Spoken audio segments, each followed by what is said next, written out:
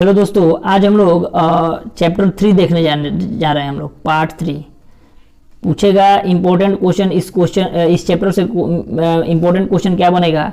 इस चैप्टर से important question बनेगा हम लोग का कि इस चैप्टर का नाम पहले क्या है, तो भारत से हमने क्या सीखा। भारत से हमने क्या सीखा, ठीक है। भारत से हमने क्या सीखा, और इसका मेन आएगा कि भारत से हमने क्या सीखा। इस चैप्टर के लेखक कौन है? तो इस चैप्टर के लेखक है हम लोग का मैक्स मूलर। कौन है? Max Muller. पूछेगा कि भारत से हमने क्या सीखा, इस चैप्टर का लेखक कौन है? तो हम लोग के मैक्स मूलर है। कौन है? Max Muller. ये बहुत इंपॉर्टेंट चैप्टर है दोस्तों। इसको हम लोग एकदम विधिवत रूप से हर एक क्वेश्चन को डिस्क्राइब करते हुए हम लोग पढ़ेंगे। हम लोग को जो भी दिया हुआ है सेम टू सेम ऐसे नहीं, अपने भाषा में लिखेंगे, है ना, कि एग्जाम में हम लोग को दिक्कत नहीं होगा। कह रहा है हम लोग का कि संपूर्ण भूमंडल में सर्वविध संपदा और प्राकृतिक सौंदर्य से परिपूर्ण देश भारत है। लेखक ने ऐसा क्यों कहा? कह रहा है कि संपूर्ण भूखंड में सर्वविध संपदा और प्राकृतिक सौंदर्य से परिपूर्ण देश भारत है। लेखक ऐसा इसलिए कह रहा है क्योंकि यही वह देश है जहां सर्वप्रथम वेद की रचना हुई। यहीं पर हिमालय जैसे हिम मंडित पर्वत हैं, गंगा जैसी पवित्र नदी है ना, गंगा जैसी पवित्र नदी है। तो हिमालय तो फल फूलों से लदे वन प्रांत हैं। मानव मस्तिष्क की उत्कृष्टता उपलब्धियों का सर्वप्रथम साक्षात इसी देश में हुआ है। प्लेटो तथा कांट जैसे दार्शनिक का अध्ययन एवं मनन का क्षेत्र भारत ही है। विश्व को मानवता की शिक्षा भारत से ही मिली है। भारत ही भूतल का स्वर्ग जैसे सुंदर सर्वविध संपन्न रहा है। लेखक के कहने का तात्पर्य है कि भारत ने ही विश्व को ज्ञान विज्ञान, है ना, सभ्यता, संस्कृति, धर्म, परंपरा आदि की शिक्षा दी है। कहने का मतलब क्या हुआ दोस्तों? हम लोग एकदम इसी के जैसा हूबहू याद नहीं करेंगे। हम लोग इसको थोड़ा सा अपने मन से बनाएंगे कि भारत एक ऐसा संपूर्ण भूखंड और सर्वविध संपदा और प्राकृतिक सौंदर्य से परिपूर्ण देश हमारा भारत है। क्योंकि भारत में ही हम लोग का भारत में ही बहुत सारे जितने भी हम लोग के वेद हैं, सभी वेदों की रचना भारत में ही हुआ है। भारत में ही जितने भी हम लोग के महापुरुष है, भगवान हैं, है ना, भारत में ही हम लोग के जन्म लिए हैं, है ना। इसमें हम लोग के हिमालय जो है भारत में ही हिमालय का भी कुछ कुछ पड़ता है क्षेत्र, हालांकि नेपाल में पड़ता है, लेकिन कुछ कुछ भारत में ही। गंगा जैसी पवित्र नदी का उद्गम स्थान भी हम लोग का भारत ही है ना, जो गंगोत्री से निकलती है ना। उसके बाद हम लोग का यहाँ पे मानव मस्तिष्क की उत्कृष्टतम उपलब्धियों का सर्वश्रेष्ठ साक्षात्कार इसी देश से हुआ है। यहाँ तक कि बहुत सारे, जैसे हम लोग का जीरो का निर्माण करने वाला भी भारत ही है। जो हम लोग को शून्य दिया है, हम लोग का भारत ही दिया है, जो हर एक देश में शून्य का उपयोग होता है। अगर हमारा भारत नहीं रहता तो शून्य का आविष्कार नहीं हुआ होता। तो ये सब बहुत सारा चीज़ें हम लोग सिंपल वे में अपने से मन से जो भी चीज़ें अपने से लिख सकते हैं। ज्ञान विज्ञान के क्षेत्र में, है ना, जो हम लोग का देखिए अभी चंद्रयान 3 भी लॉन्च किया है, जो आज तक उस क्षेत्र में, है ना, नहीं जा पहुंचा था कोई भी, लेकिन चंद्रयान 3 हम लोग का पहुंचा है। तो थोड़ा सा अपने से बना के लिख सकते हैं, जरूरी नहीं है कि ऐसे ही हम लोग लिखेंगे, ठीक है। आपको पूरा समझाने का हम प्रयास करते हैं। नेक्स्ट क्वेश्चन कह रहा है कि लेखक की दृष्टि में सच्चे भारत के दर्शन कहाँ हो सकते हैं और क्यों हो सकते हैं? तो लेखक की दृष्टि में सच्चे भारत के दर्शन गाँव में हो सकते हैं, क्योंकि गाँव में ही अपने देश का प्राण बसता है। सिंपल, क्योंकि गांव में ही भारत की आत्मा देखिए निवास करती है, जहाँ पे कलकत्ता, बम्बई, मद्रास तथा अन्य शहरों जैसी बनावटी चमक दमक नहीं मिलती, बल्कि वही जीवन में सादगी, त्याग, प्रेम, उत्कृष्टता, पारंपरिक, है ना, संबंध आदि देखने को मिलते हैं। सिंपल देखिए, हमको जरूरी नहीं है कि बार बार आप लोगों से बोल रहे हैं कि ऐसा नहीं है कि हम लोग एकदम एक ही जैसा इसको याद करेंगे, नहीं, ऐसे नहीं याद करेंगे। हम लोग एकदम सिंपल वे में समझने का प्रयास करेंगे। जैसे कहने का मतलब, मान लीजिए कि हम लोग का ऐसा क्वेश्चन आएगा तो हम लोग एकदम सिंपल में लिख सकते हैं, है ना, ऐसे नहीं लिख के अपने से थोड़ा सा इसको बना सकते हैं। कैसे? तो लेखक कह रहा है, जैसे लेखक की दृष्टि से सच्चे भारत के दर्शन कहाँ हो सकते हैं? तो लेखक की दृष्टि से सच्चे भारत के दर्शन गांव में हो सकते हैं, क्योंकि गांव एक ऐसा जगह है जहाँ पे हम लोग एकदम सिंपल वे में जो भी आदमी रहते हैं, बिना कोई द्वेष के, प्रेम से हर एक आदमी के साथ रहते हैं। जो भी चीज़ का जरूरत होता है एक दूसरे का हाथ बटाते हैं, है ना, एक दूसरे का हाथ बटाते हैं, और जो भी चीज़ का जरूरत होगा आराम से। शहर में क्या है, हम लोग का शहर में रहने के लिए रहते हैं लोग, लेकिन एक मान लीजिए फ्लैट है ना, फ्लैट इधर अगल बगल में हम लोग का मान लीजिए कोई रहते हैं पड़ोसी, तो आपके घर क्या हो रहा है इनको कुछ नहीं पता है। मान लीजिए किसी का तबीयत खराब है सीरियस, इन लोगों को कुछ नहीं पता हो पाता है ना। तो ऐसे ही बहुत दिक्कत है वहाँ पे, कोई एक दूसरे से, किसी के पास टाइम नहीं है। लेकिन हम लोग के भारत में यहाँ पे गांव में क्या है कि हर एक लोग एक दूसरे के साथ हमें दुख सुख में सहायता करते रहते हैं। जो भी शादी ब्याह हुआ एकदम, उसमें शादी ब्याह में भी एकदम उनका मतलब जो भी हाथ बटाना हुआ एकदम अट्रैक्ट करते रहते हैं, जाके सब चीज़ में हाथ बटाते रहते हैं। उनमें हमेशा सादगी रहता है, जीवन में सादगी होता है, त्याग होता है, प्रेम होता है एक दूसरे के साथ, उत्कृष्टता, पारस्परिक संबंध भी उनको देखने को मिलता है गांव में। लेकिन हमको भारत में, लेकिन वही शहरों में चले जाएंगे, बम्बई में इतना ना सब शहर है, ये सब शहर इतना ना मतलब ज़्यादा एथी है, क्या करते हैं उसको, मतलब ज़्यादा विकसित है, जिससे हम लोग आसानी से किसी भी आदमी को, किसी का ना दुख सुख कोई सुनने वाला है ना कोई सुख सुनने वाला है, शांति से सब अपना अपना काम में एकदम तेज़ी में लगे हुए हैं, है ना। तो ऐसे कर करके अपने मन से कुछ कुछ लिख सकते हैं, कोई दिक्कत नहीं होगा। नेक्स्ट हम लोग का कह रहा है कि भारत को पहचान सकने वाली दृष्टि की आवश्यकता किनके लिए वांछनीय है और क्यों। तो भारत को पहचान सकने वाली दृष्टि की आवश्यकता यूरोपियन लोगों के लिए वांछनीय है, क्योंकि भारत 2-3 हजार वर्ष पूर्व जिस प्राकृतिक समस्याओं से ग्रस्त था, आज का भारत भी ऐसा ही अनेक समस्याओं से ग्रस्त है, जिनका समाधान 19वीं सदी के हम यूरोपियन लोगों के लिए उस भारत को पहचान करने की ज़रूरत है, ताकि उसका विकास तथा पोषण, है ना, सही ढंग से किया जा सके। कहने का मतलब क्या है कि यूरोपियन लोगों में भी जो है ना, यूरोपियन लोगों में भी बहुत सारा कुछ पहले 2-3 हजार वर्ष पहले जो है यूरोपियन लोगों में भी कुछ प्रॉब्लम था ना, कुछ समस्याओं था, जो हम लोग को 19वीं सदी में भी यूरोपियन लोगों के लिए भारत को पहचान करने की ज़रूरत है ना। यूरोपियन लोगों के लिए उस भारत को पहचान करने की ज़रूरत है, ताकि उनके विकास तथा पोषण को सही ढंग से किया जा सके। एकदम सिंपल है, इसको लिख लीजिएगा थोड़ा सा अपने से बना के। फिर नेक्स्ट क्वेश्चन कह रहा है कि लेखक ने किस विशेष क्षेत्रों में अभिरुचि रखने वालों के लिए भारत का प्रत्यक्ष ज्ञान आवश्यक बताया है। लेखक ने किस विशेष क्षेत्रों में अभिरुचि रखने वालों के लिए भारत का प्रत्यक्ष ज्ञान आवश्यक बताया है। तो लेखक ने वैसे लोगों के संबंध में कहा है कि जो भू विज्ञान, वनस्पति जगत, पुरातत्व, देवत्व विज्ञान, है ना, नीति शास्त्र, धर्म आदि में रुचि रखते हैं, है ना, धर्म आदि में रुचि रखते हैं वहाँ पे, उनके लिए भारत का प्रत्यक्ष ज्ञान आवश्यक है। क्योंकि भू विज्ञान के लिए हिमालय से श्रीलंका तक विशाल भूप्रदेश है, जो वनस्पति वैज्ञानिकों के लिए भारत एक ऐसा फुलवारी है जो हरकस जैसे अनेक वनस्पति वैज्ञानिकों को अनायास ही अपनी ओर उत्कृष्ट कर लेती है। इसी प्रकार जिसकी अभिरुचि जीव विज्ञान के प्रति है, उन्हें उनके भारतीय समुद्र तट पर हेलकर की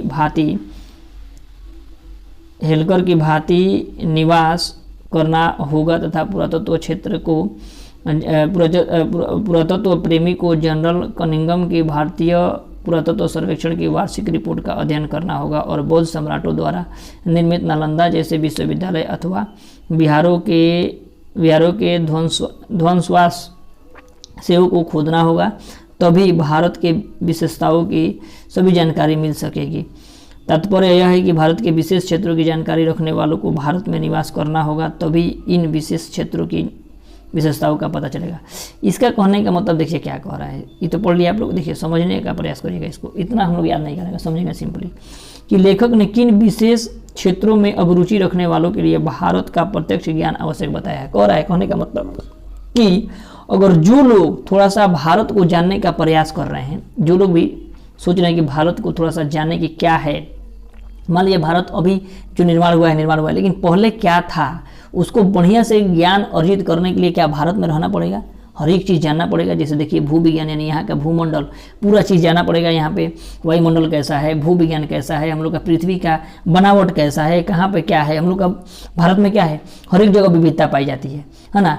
हम लोग का जहाँ, अगर बिहार में हम लोग हैं तो बिहार में देखिए जहाँ कल अगर जहाँ कल हलाना होगा, आसानी से हम लोग पाइप डाल के 20 फीट पे आसानी से हम लोग पानी निकाल सकते हैं। लेकिन अगर दूसरे हम लोग स्टेट में जाते हैं तो दूसरे स्टेट में ऐसा नहीं है, है ना। तो हर एक हमारे भारत में बहुत सारे विविधता पाई जाती है। तो वही भूमंडल, अगर भारत को जाना है तो सबसे पहले भूविज्ञान जाना है, वनस्पति जाना है, पुरातत्व, दैवत्व विज्ञान, है ना, नीति शास्त्र, धर्म आदि के रुचि रखने के लिए भी, इसको जानने के लिए भी प्रत्यक्ष ज्ञान हमको आवश्यक है। क्यों? क्योंकि देखिए यहाँ पे भूवैज्ञानिक जो है हम लोग का पूरा जानेगा कि हिमालय का निर्माण जो है यहाँ पे हिमालय से श्रीलंका तक का विशाल भूप्रदेश को वनस्पति वैज्ञानिकों के लिए भारत एक ऐसी फुलवारी है जो हरकस जैसे अनेक वनस्पति वैज्ञानिकों को अनायास ही उनकी ओर आकृष्ट कर लेती है। कहने का मतलब क्या हुआ कि भूवैज्ञानिक जो भी हैं, अगर वो आएंगे यहाँ पे, भूवैज्ञानिक पूरा चीज़ देखेंगे कि हाँ हमारे इंडिया में, यहाँ पे इंडिया में क्या क्या है भूवैज्ञानिक के तौर पर हम लोग, है ना। उसके बाद मान लीजिए कि हम लोग अगर पुरातत्व के क्षेत्र में जा रहे हैं तो पुरातत्व के क्षेत्र में जा रहे हैं कि नालंदा विश्वविद्यालय मान लीजिए जो भी हम लोग का बनाया गया है ना, नालंदा विश्वविद्यालय जो बनाए हैं, फिर आके बख्तियार खिलजी जो है उसको बर्बाद कर दिया। तो हम लोग का जो पुरातत्व में हम लोग का जो ध्वस्त किया गया उसको खोद के हम लोग जानेंगे कि हाँ यहाँ पे क्या हुआ। जैसे हमारे गौतम बुद्ध भी हुए, जो यहाँ पे जन्म हुआ, है ना, यहाँ पे भी इनका मृत्यु हुआ, है ना। हालांकि नेपाल में बौद्ध वृक्ष लुम्बिनी वन में हुआ, लेकिन इनकी मृत्यु कुशीनगर में हुआ। तो फिर वहाँ पे जाके पूरा चीज़ जानेंगे, है ना। तो कहने का मतलब कि अगर हम लोग भारत को अगर जानने का प्रयास कर रहे हैं, प्रत्यक्ष जानने का प्रयास कर रहे हैं, तो भारत में रह के थोड़ा सा हर एक चीज़ को जानना होगा।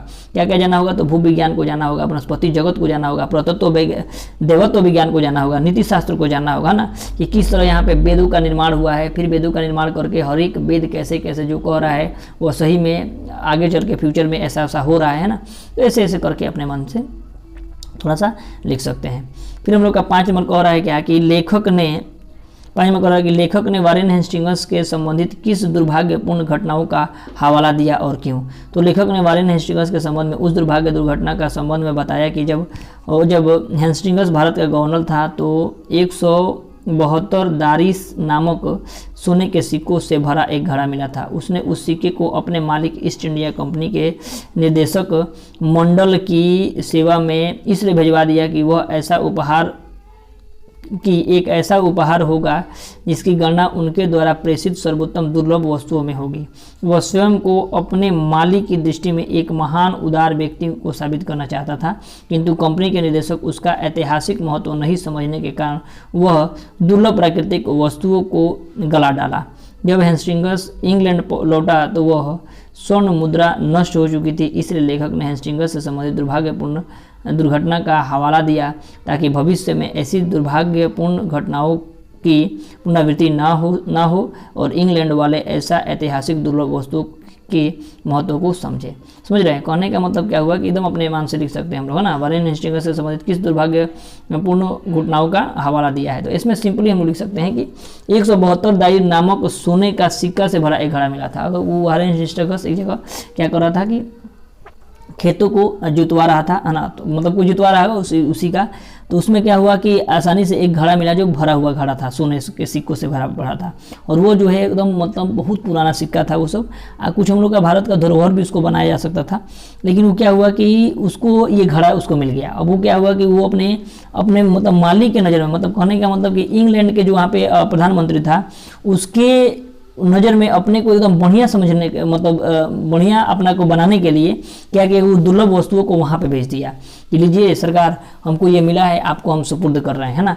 भेज दिया अपने को बढ़िया नज़र में बनने के लिए, है ना। अब वहाँ पे भेज दिया। अब वो लोग उसका कीमत कुछ नहीं जानते थे, है ना, कीमत नहीं जानते थे, और उसी को तुरंत गला उला के जो भी अपने मन किया अपने जो भी आभूषण बनाना होगा अपना आभूषण बनवा लिया सब। लेकिन ये जब गया वहाँ पे, फिर यहाँ पे हेस्टिंग्स जब वहाँ पे गया तो ये देख रहा है कि क्या हुआ, इसको गला उला के नष्ट कर दिया गया है। इसलिए जो है लेखक ने हेस्टिंग्स के संबंधित दुर्भाग्यपूर्ण का हवाला दिया है। एकदम सिंपल में अपने मन से थोड़ा सा मन ग्रंथ थोड़ा सा अपना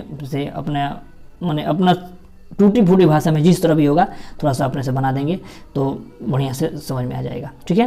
फिर हम लोग का 6 नंबर क्वेश्चन क्या कह रहा है दोस्तों, 6 नंबर क्वेश्चन हम लोग का कह रहा है, कहाँ गया 6 नंबर क्वेश्चन कह रहा है कि लेखक ने नीति कथा के क्षेत्र में किस तरह भारतीय अवदान को रेखांकित किया है।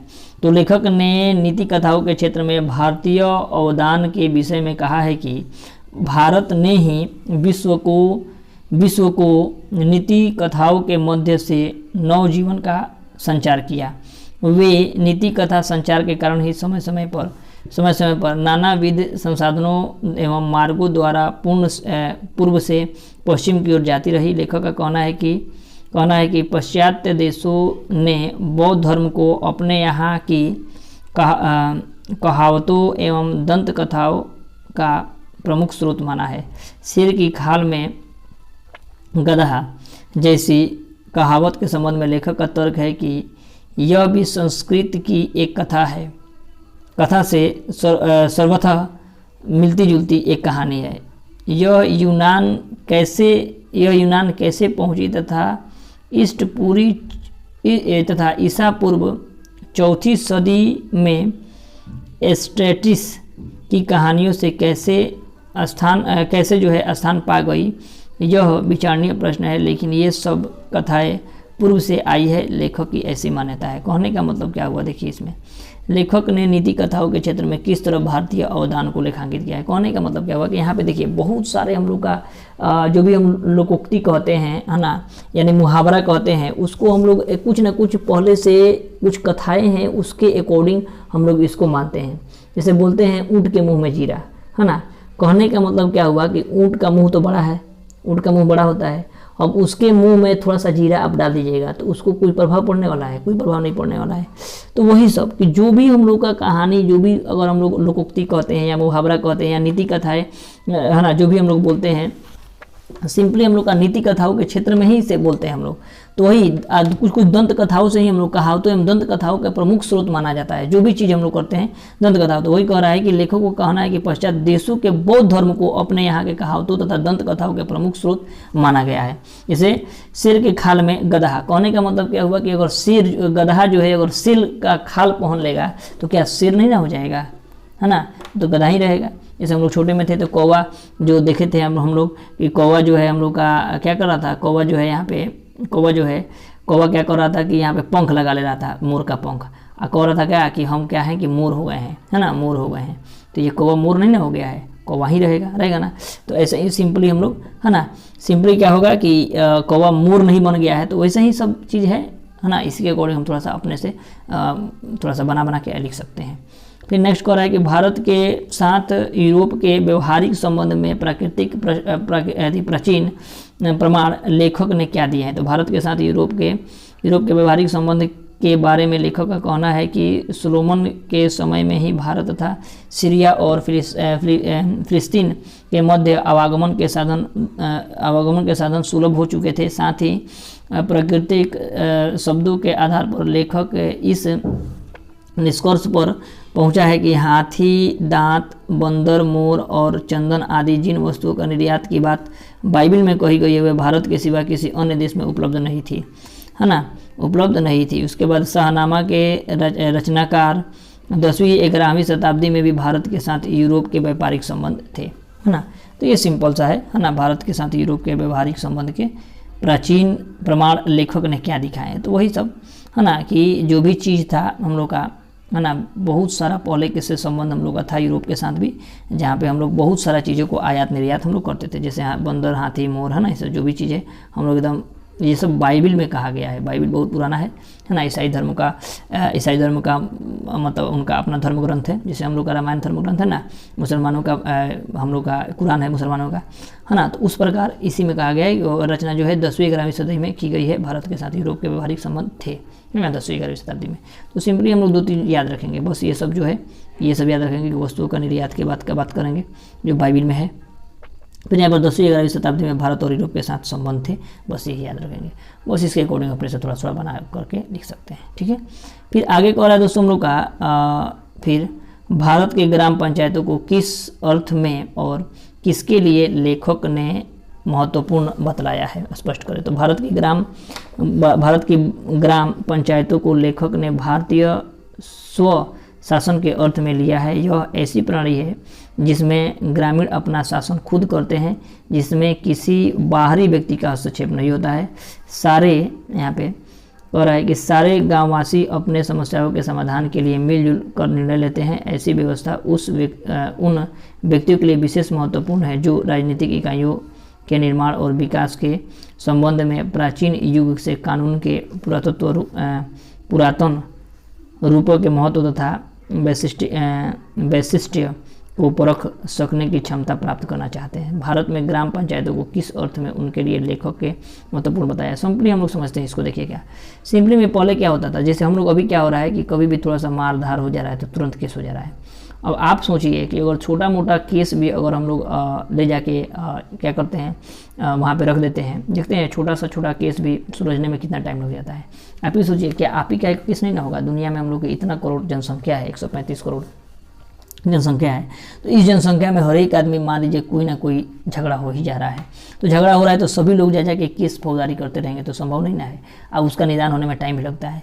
तो इसके लिए हम लोग का ग्राम पंचायत बनाया गया कि आराम से ग्राम पंचायत में क्या होगा कि लोग बैठ के जो भी ग्राम के सदस्य होंगे, जैसे हम लोग का सरपंच होंगे, मुखिया होंगे, ये सब होके तुरंत जाके वहाँ पे क्या होगा कि अगर कोई भी चीज़ मार काट हो गया तो आराम से उसको बैठ के थोड़ा सा उसको समाधान किया जाएगा कि हाँ ये सब केस नहीं पहुँचे अथी में, हम लोग का जिला में नहीं जाए, फिर जिला से हाई कोर्ट में नहीं जाए, हाई कोर्ट से सुप्रीम कोर्ट में नहीं जाए, तो वो सब बहुत सारा चीज़ का निवारण जो है हम लोग ग्राम पंचायत स्तर पर हो जाता है ना। तो इसी को लेखक ने एकदम महत्वपूर्ण बताया, क्योंकि अगर ये इतना हो जाता है तो इससे क्या होता है कि देखिए जो भी चीज़ में मार झगड़ा होता है तो उन लोगों में तो एक तो पैसा का बचत हो जाता है, क्योंकि अगर जाएंगे मान लीजिए शहर में जाएंगे तो शहर में जाने के लिए एक अलग खर्चा, प्लस वहाँ पर जाएंगे तो मान लीजिए वकीलों को देना है, वकील को अपना रखेंगे तो वकील को देना है, तो ये सब बहुत सारे चीज़ से क्या होगा कि बहुत दिक्कत होगा। तो वही जो है ग्राम पंचायतों के अर्थ में किसके लिए लेखक ने महत्वपूर्ण बताया है, तो इसी के लिए बताया हम लोग सिंपल वे में मिलजुल कर क्या कर रहे हैं, देख रहे हैं यहाँ पे समाधान मिलजुल कर बैठकर निर्णय ले लेते हैं, है कि नहीं।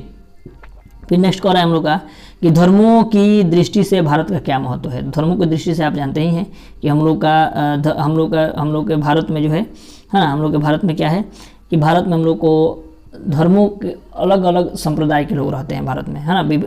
हमेशा विविधता में भी समानता है ना भारत में। तो लेखक की मान्यता है कि धर्मों की दृष्टि से भारत के विशेष महत्व है, क्योंकि यहाँ पे ब्राह्मण तथा वैदिक धर्म की भूमि है ना। बौद्ध धर्म की जन्मभूमि है, पारसियों के जरिष्ठ धर्म के शरणार्थी है ना। तात्पर्य यह है कि वेद रचना के कारण वैदिक धर्म की स्थापना हुई। भगवान बुद्ध का भी भारत में ही जन्म हुआ। उनका सिद्धांत बौद्ध धर्म के रूप में प्रचलित हुआ। पारसी धर्म के संस्थापक जरिष्ठ थे। अपने धर्म के प्रचार के लिए इसे विशेष उपयुक्त माना जाता है। इसलिए उस धर्म की शरण स्थली है, बस सिंपली धर्म शरण है, इसलिए यह उस धर्म की शरण स्थली, मतलब जो भी धर्म का यहाँ पे निर्माण हुआ है वही हम लोग का क्या है, वही जो है उसका क्या है यहाँ पे धर्म शरण की स्थली है, धर्म की शरण स्थली है, मतलब यहीं पे उसका निर्माण हुआ है, बस यही। नेक्स्ट हम लोग का क्या कह रहा है कि भारत किस तरह अतीत और सुदूर भविष्य को जोड़ता है, स्पष्ट करें। तो भारत एक ऐसा देश है जो सर्वत्र अति प्राचीन और सुदूर के बीच खड़ा हुआ है। यह देश एक प्रयोगशाला है जिसके जीवन की हर समस्या का उपाय वर्णित है। यह समस्या चाहे शिक्षा की हो या संसद के प्रतिनिधित्व की, कानून बनाने की हो या अन्य कोई कानून समस्या, फिर सीखने सिखाने संबंधित कोई बात विश्व के अन्य देशों में नहीं मिल सकती। भारत जैसे पुरातन देश में ही अतीत और सुदूर भविष्य की समस्याओं के बारे में सुअवसर प्राप्त हो सकते हैं। बस एकदम सिंपल सा ये सब याद रख सकते हैं। फिर हम लोग का मैक्स मुलर ने, देखिए भारत से हमने क्या सीखा, तो वही मैक्स मुलर है इसके लेखक, और इस लेखक भारत से हमने क्या सीखा, इसके लेखक कौन है, तो मैक्स मुलर ने संस्कृत की कौन सी विशेषताएं और महत्व बताए हैं। तो मैक्स मुलर ने संस्कृत की विशेषता तथा महत्व के बारे में कहा है कि संस्कृत एक ऐसी भाषा है जिसे व्यक्ति की चिंतन की गंभीरता धारा के अवगाहन से अज्ञात की जानकारी मिलती है, साथ ही साथ अपने मानव हृदय की गहन अनुभूति एवं सदाशय का शिक्षा मिलती है। कहने का मतलब कि बहुत सारे भाषाएं हैं जो संस्कृत से हम लोग के निकल के आए हैं। संस्कृत में हर एक चीज़ लिखा हुआ है ना।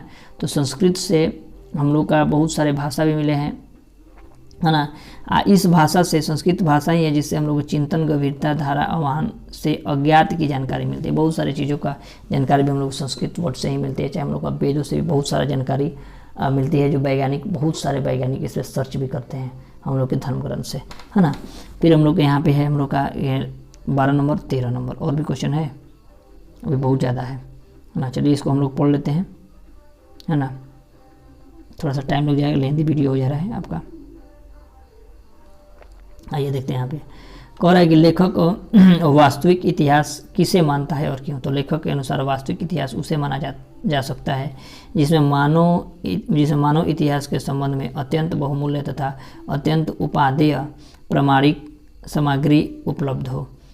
इसका मुख्य कारण है कि बीती हुई घटनाओं का उल्लेख इतिहास में ही वर्णित होता है। व्यक्ति उसी अध्ययन का भाषा, धर्म, दर्शन, रीति रिवाज, कला, शिल्प, है ना, सभ्यता, संस्कृति के बारे में जानता है तथा इच्छा बुराई अवगत होता है।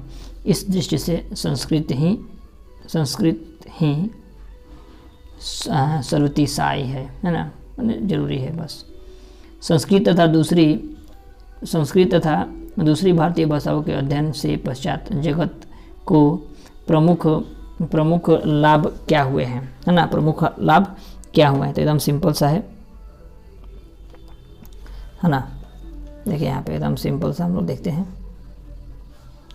सिंपल में है कि संस्कृत तथा दूसरी भारतीय भाषाओं के विशेषता के संबंध में लेखक ने कहा है कि संस्कृत भाषा उसका साहित्य 3000 वर्षों से अधिक लंबे काल से विद्यमान है तथा यूनान तथा रोम के संपूर्ण साहित्य से यही अधिक विशाल है।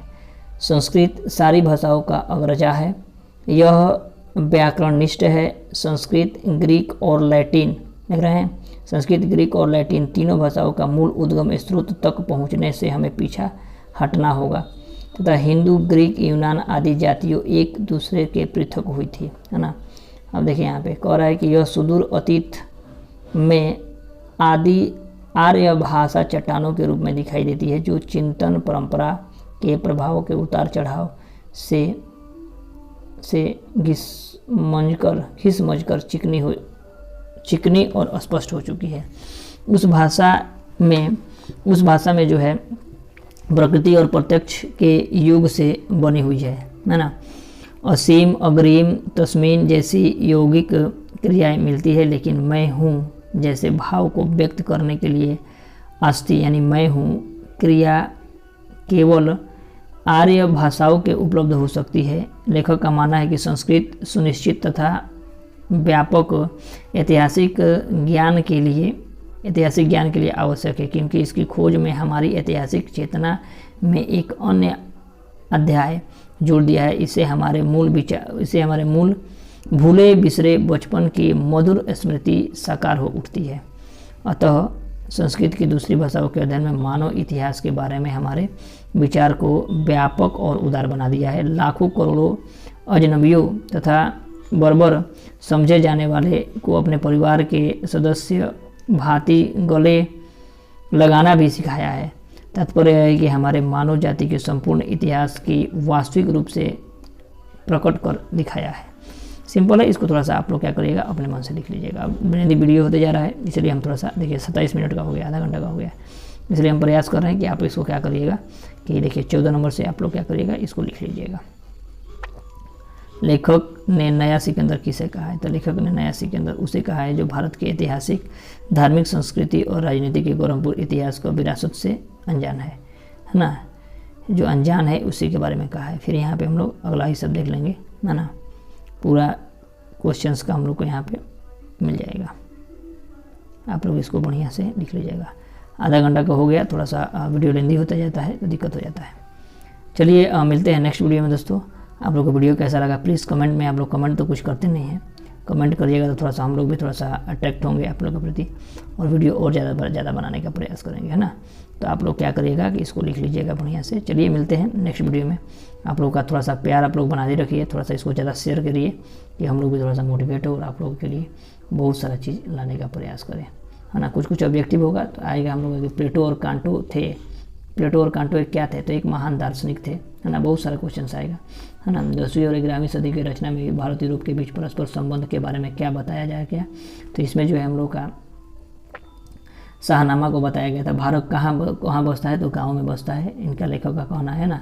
एकदम ये सब सिंपल हम लोग का याद रखेंगे। उसके बाद फिर कह रहा है कि स्वामी विवेकानंद ने वेदांतियों को भी वेदांती किसे कहा है, किसे कहा था वेदांती को? वेदांत मैक्स मुलर को कहा है। विवेकानंद ने कहा था, बताइए।